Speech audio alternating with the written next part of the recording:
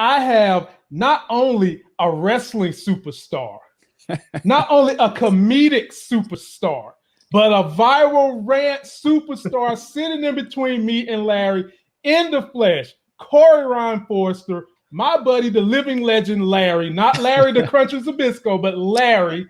Corey, how you feeling tonight, my brother? Man, I'm feeling real good after that introduction. I appreciate you, man. It's been a while since I've been hyped up that much. Look, whenever you need hype, you don't need helium. You can come to me. You got it. Forget going to the dentist to get your teeth done. You can come here to get hype, baby. That's what we're here to do. And you got it. We're very glad to have you. People have always said, my people that live in the country, and I'm from the country. I'm from Aden, North Carolina. Oh, and yeah, I have definitely. I have a lot of country friends who were Anglo-Saxon who had a more progressive mindset. I'm not saying they're 100% liberal. I'm not saying that. Right. I'm saying more progressive. Right. And so that was one of the things that was going on with us when we saw your viral rant. And for those of you that didn't get a chance to see Corey's viral rant, here is a small clip. And then we're going to get into the brain of the man behind a rant that basically screamed, I like America, but I don't like insurrections.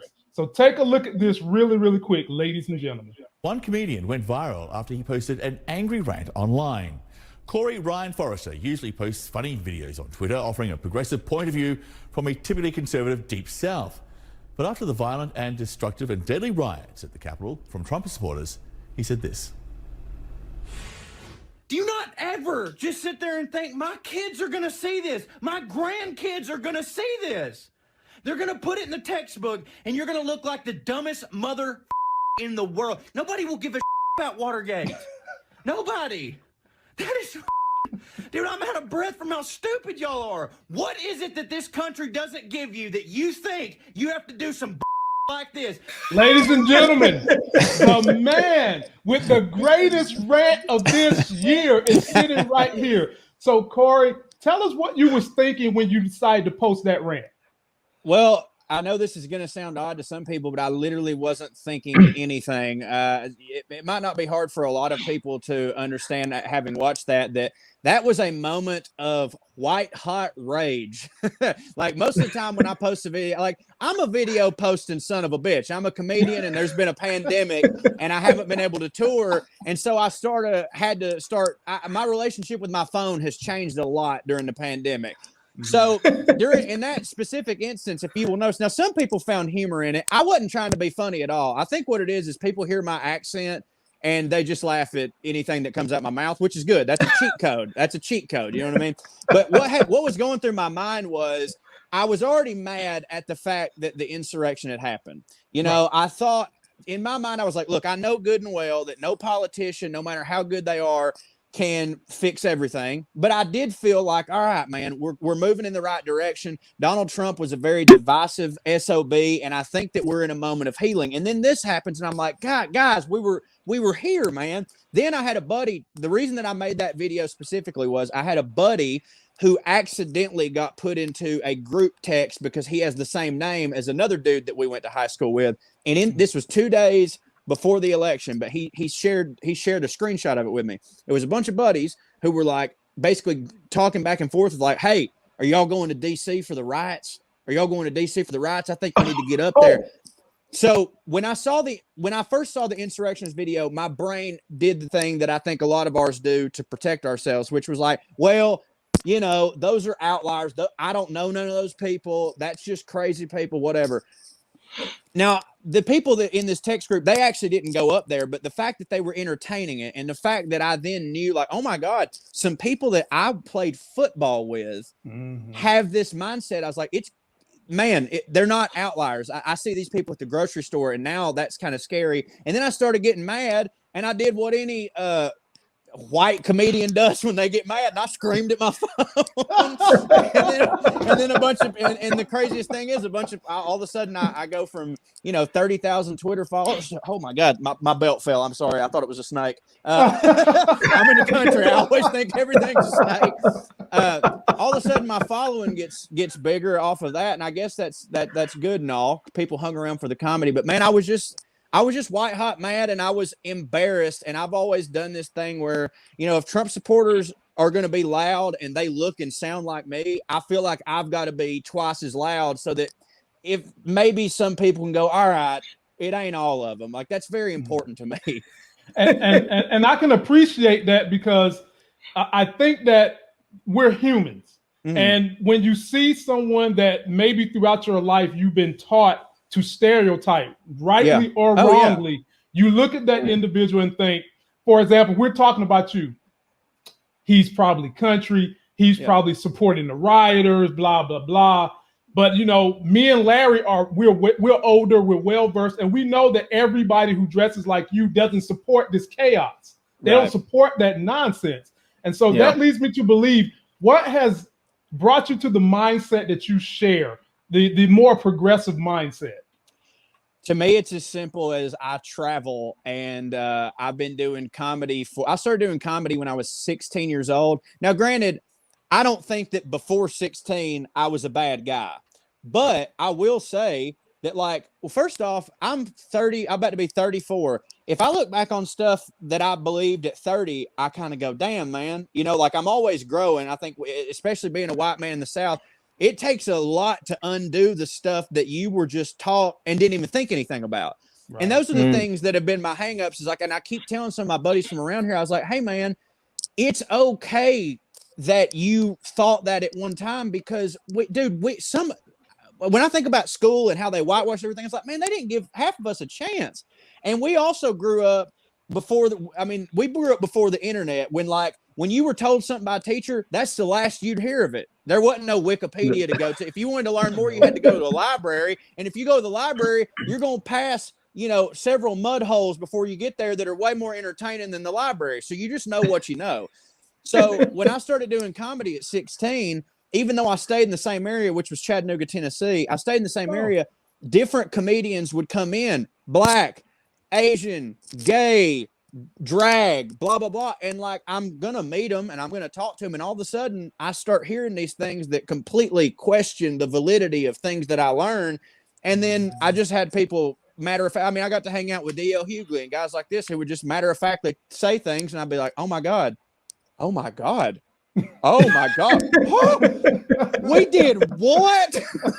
You clutched your pearls. I thought as soon as the civil rights that it was over. You know what I mean? Like, so like it was just basically questioning a lot of things. And then there were some things that maybe I didn't come around on that weren't questioned for me and I didn't have to come around on. But basically I learned by meeting other people from different walks of life that it's maybe the stuff that I was taught by a bunch of white people who were taught by a bunch of white people who were taught by a bunch of white people could possibly be horse shit, you know? And the thing that I've had to do is, besides forgive myself, is forgive the people who taught me those things, because for the most part, I do believe that they just didn't know no better either.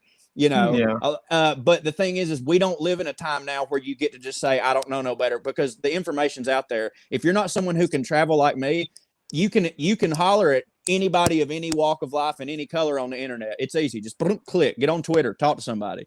Right. You know, there's two things I think you said that were really important. One is that once you start traveling, it took you out of your normalcy and you saw other people, experienced other people. I think that's one thing that Americans just don't do enough. Yeah. We just don't travel enough. And oftentimes when people travel, they travel to places that are somewhat similar to where they're from, instead of really getting out there and going to places that will take them out of their comfort zone. And then when you do, you don't have all of those biases when you come back home, because you realize, that stuff was BS. They told us this was in a book, but when I saw the real deal, that's not what it is, you know. But the other thing that you mentioned, which I thought was really important, is learning to forgive yourself and forgive those that have felt this way or believe this, because that's what they were taught. The problem I have, and I think a lot of the problems other people have, are dealing with these politicians that actually, these pundits, these news, you know, these talk shows, they actually know better. They do. It's not a matter of them teaching, you know, learning, just going out there saying something that they were taught. They actually know better. These are people who are highly educated. They are worldly. and they have decided that they want to go out there and spew this stuff. So I mean, what do you do? What do you say to your friends when they? I mean, I know there's plenty of people out there listening to Rush Limbaugh, not saying rest in peace, just rest. However, they listen to his ass no more. You know, that's a record, a recording. Yeah, when you have people that are listening to like Newsmax and on Parler all day, I don't even know how you get through to them. Well, look, man, at the end of the day, on a lot, there are such things as lost causes.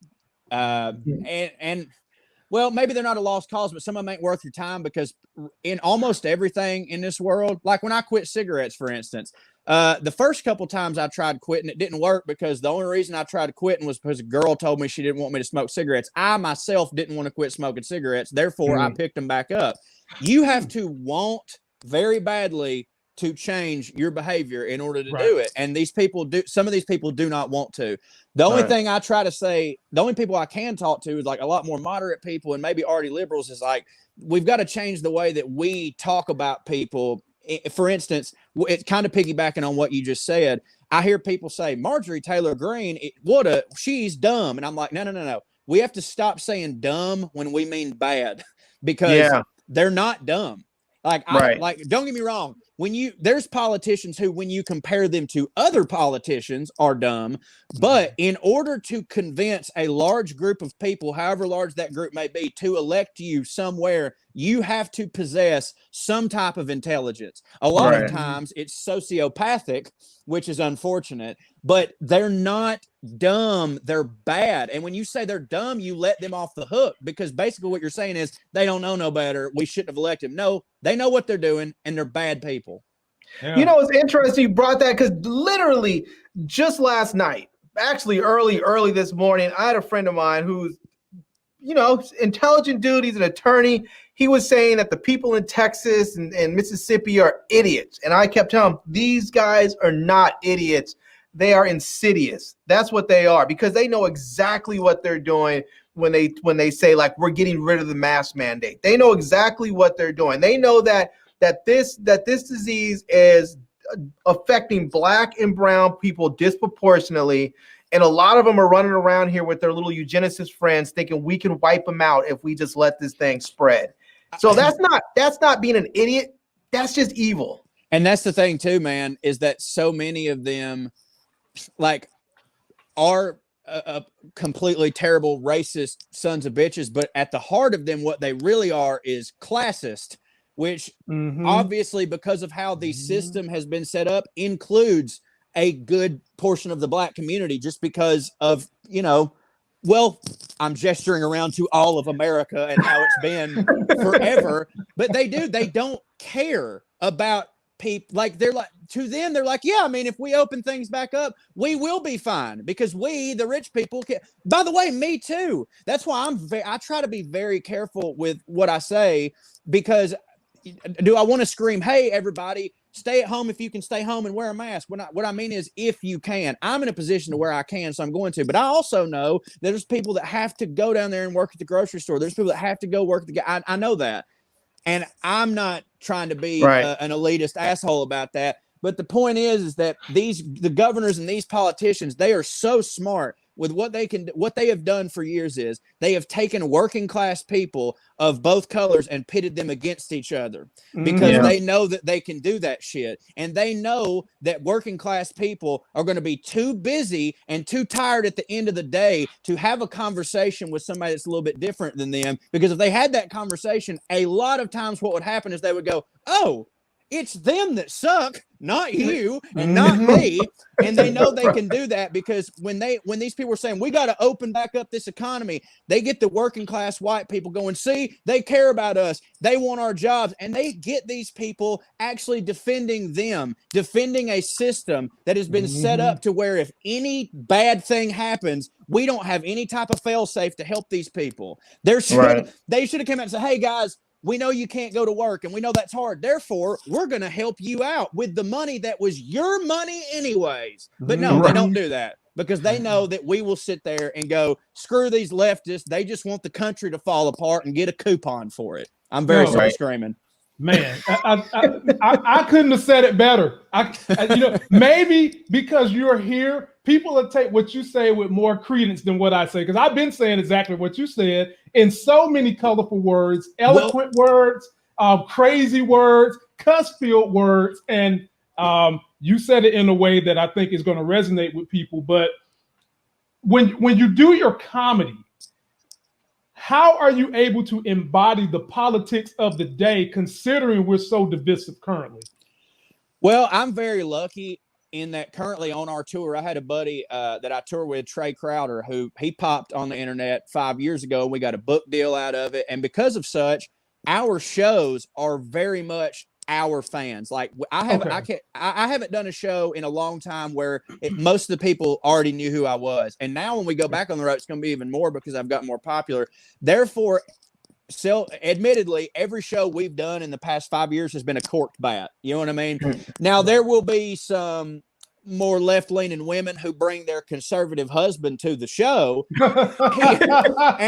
He always has a good time, though. He always has a good time because at the end of the day, he's like, oh, hell, you're still country, because I think they find out, I think when a more conservative person comes to our show, they realize like, oh, well, I mean, hell, I believe that. Oh, well, hell, I believe that too. Okay, you lost me there, but that last one was pretty good. But when I grew up doing comedy, before I got fans and before like I said, our shows were pretty well, as the term goes, an echo chamber of people who already believe the shit that I believe. I grew up doing stand-up comedy in the South, having sort of more progressive views. And it's one of those things where I can't teach it. I just know how to do it, like riding a bike, I guess. I grew up wanting to say all this stuff, but knowing that I had to figure out a way to say it so that guy over there won't whip my ass for saying it. You know what I mean? I just had honestly, like, I'm certain that like both of y'all know exactly what I'm talking about, because I've gotten a lot of comments that I know have to be true. I'll say something and like, honestly, 10 or 15 black people were like, dude, you're saying what black people have been saying for a long time. Right. And I'm like, right. It's the unfortunate thing about the society is that when a white guy does it, they're like, let's listen to this feller, but I know that, like, I mean, dude, like, it's like code switching for white people. Right, for sure. But dude, and another thing too is like there was that Saturday Night Live sketch with Tom Hanks where he was the Trump supporter, and they were doing celebrity, or was it Celebrity Jeopardy or White People? I don't remember what it was. And basically, Tom Hanks started saying a bunch of stuff, and Leslie Jones realized, like, oh my God, we're on the same page. You know what I mean? I'm just now starting to realize that, like, I've known for a long time, but like now more than ever, I'm just like, oh my God, as mad as I am, that's literally the baseline feeling for most black people that I've known their entire life. And I'm allowed to get mad for 5 minutes in front of a camera and then let it go and go to sleep. And it's not lost on me that y'all can't do that. And that is where a lot of the trying to forgive myself comes from. Well, man, we certainly appreciate you coming in. Everybody watching, his links to his Instagram and his YouTube are in the video description. From there, you can get tickets for when this brother decides to go back on tour. He's very funny, and he's an old school wrestling fan. He's got belts behind him like I got belts behind me. And you guys know, know I love having that on the channel. So, Corey, we want to do a little something fun with you before we let you get out of here. Sure. I'm going to post pictures of 3 different politicians. Okay. And I want you to riff on the first thing that comes to mind. Here you go. First one. What you think about this guy? Oh man, that dude looks like he's just sitting there going like, how can I hold people down next? I've done it so many different ways. Like, doesn't he have the look of oppression on his face? Like he's just trying to. For the record, I don't even know who that is. He might be a good guy, but and now when I see a politician and I know they're an old white guy, I mean, I have to say that's the only type of stereotyping I'm okay with, is if I see an old white politician, I'm like, look, there's like 3 of them that are good. He's probably a son of a bitch. And that's how I feel. That was he looked Jeff like he Flake. just shorted a little bit, and he's trying to figure out how he can get out of this committee hearing to go to the bathroom. that was Jeff Flake. Okay. Flake. I knew that I knew I couldn't take it. The name was escaping me. Okay, here's a good one for you. You'll know what to say about this one. Lord have mercy. Dude, jeez. with the gun. Jesus Christ. I can't believe she doesn't have a Bible on top of her head that she's spinning like a top hat or something like that. Oh my God. While she's just drinking some biscuits and gravy. Like how much more do my people, the working class whites, have to be pandered to than this lady with an AR-15 in front of a cottage? Jesus. Man. I tell Did you see recently when she wouldn't put that sign about transgender people in front of a congressperson's office who has a transgender child? Just to be mean. The thing with that is that kind of goes further than it. Let's just concede, hey, we all have different beliefs. Whatever. That was just being a bully. That's all that is. Yeah. That is not, hey, I would like to have a conversation with you because you believe in this and I believe in this, and maybe we can figure out why both. No, that's hey, I want to make you very uncomfortable, and I want to make your granddaughter's existence, which is already kind of a nightmare, even worse publicly, because I'm Marjorie Taylor Greene and I don't love any type of kids. I scream at school shooting victims. Bro. And I have to say, I don't advocate for people getting their asses unceremoniously whooped, but if she did, wouldn't care. I would just shrug my shoulders and be like, No, don't talk no shit, won't be no shit. That's right. He's nice about it, Corey. I've always said if someone is willing to do something evil to you or people who are below you or people in general, they deserve what they get. I mean, absolutely. They just deserve what they get. Now, this is the final one I got for you. You'll know this one very well.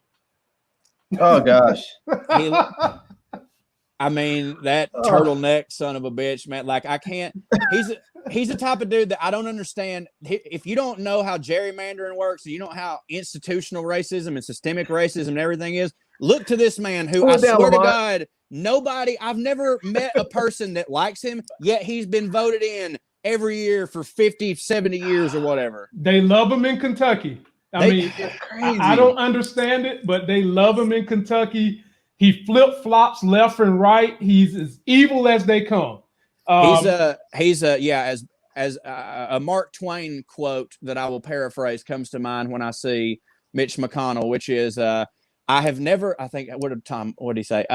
wished death on anyone, but I have read several obituaries with delight. No.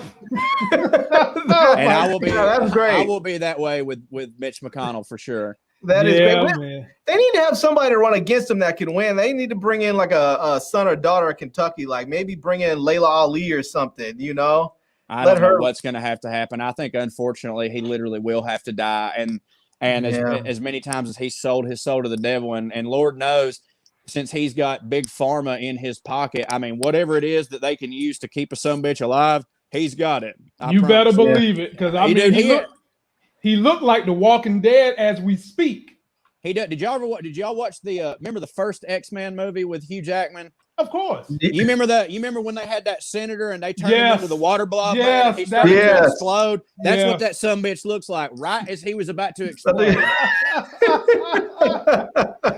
So, Corey, before we let you get out of here, tell us what you have going on. Wait, Lamont. Before we get out to politicians, I have one because you didn't put his photo up there, and we have to ask.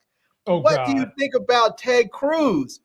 I mean, this dude threw his own daughters under the bus, man. Dude, Ted Cruz is like in every Western, there's always the coward of the county or whatever, the dude that would turn down a duel, or the dude that would just like watch somebody slap his wife and then be like, you shouldn't have been standing there wearing that petticoat. I've told you a million times.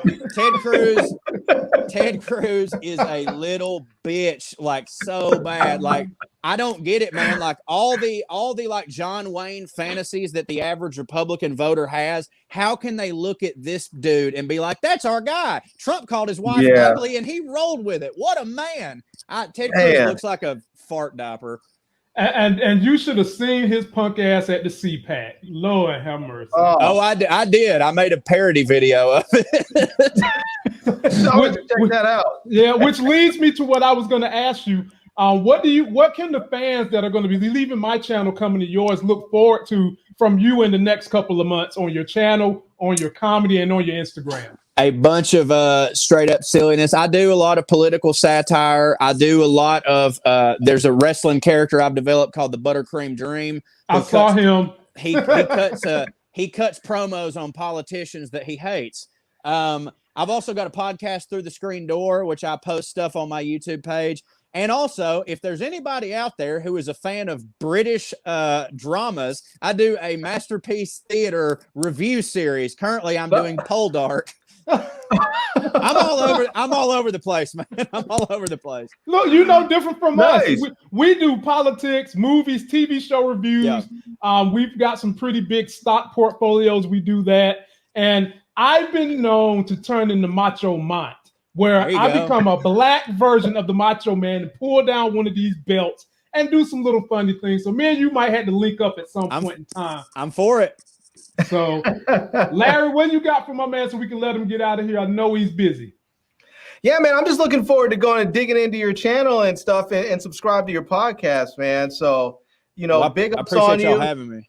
Hey, man, I always have to say shout out to the allies because, we all need them. I know some people get out there and sometimes it's real tense in the world and people start feeling like, man, F everybody over there, F everybody over there. But we all need allies and we appreciate the ones that we have. So, well, yeah. And for all those people out there that may be listening, that constantly think like, oh, cancel culture's coming for me and you can't say anything right anymore. It's never too late to be a better person because God knows I'm not a perfect man. Nobody's a perfect human being. I will probably mess up again, but we can't control what we used to do. We can only control what we do going forward. And by God, it just quit being an asshole. Right.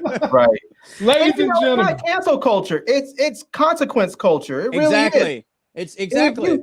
If you say something stupid while you're up there wearing a Verizon shirt because you're at work and you call somebody out their name, guess what? There's going to be a lot of people who no longer want to do business with Verizon. So Verizon's best option, get rid of you. Consequences. When I was in high school, I told my wide receiver coach to go fuck himself, and I had to run laps. Consequences.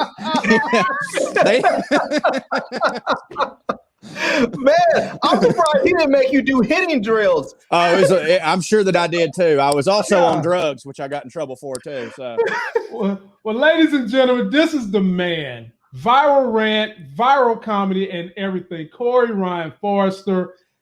Be sure to subscribe to his channel. Check out his Instagram. Link is in the video description. Mr. Ryan Corey, you always have a family home here. Well, anytime you need to get a message out, anytime you need to lay a head down somewhere in North Carolina, you can always come through a brother's house and we'll take good care of you. Well, I appreciate that. And same, if you're ever in the Chattanooga/Chickamauga area, just give me a holler.